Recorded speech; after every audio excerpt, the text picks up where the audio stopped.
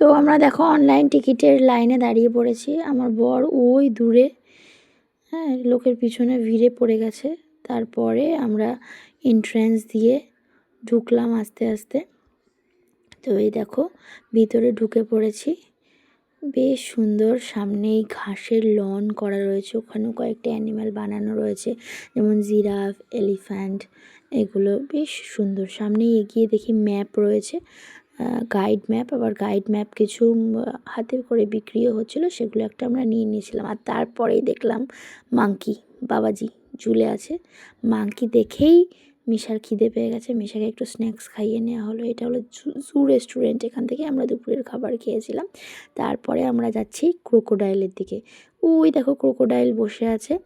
ক্রোকোডাইলটা গাছের পাতার মধ্যে এমনভাবে বসে আছে না, ভালোভাবে না দেখলে বোঝা যাচ্ছে না।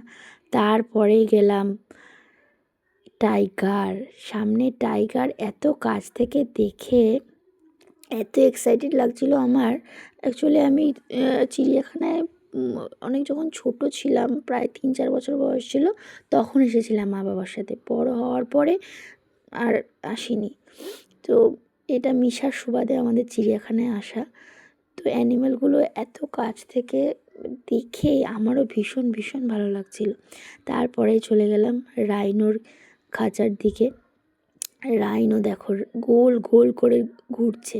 আমরা বেশ লাকি ছিলাম, যেই খাঁচার সামনে যাচ্ছে অ্যানিমেলগুলো বেশ সামনে আসছিল। রাইনোটা তো খুব একদম হ্যাপি রাইনো, গোল গোল করে আনন্দে ঘুরছে। ওদের প্রত্যেকটা অ্যানিমেলেরই দেখলাম সুন্দর খাঁচা বানানো রয়েছে, হ্যাঁ, ওর যা যা দরকার, যেমন গাছ, জলাশয়, বেশ সুন্দর করে সাজানো গোছানো।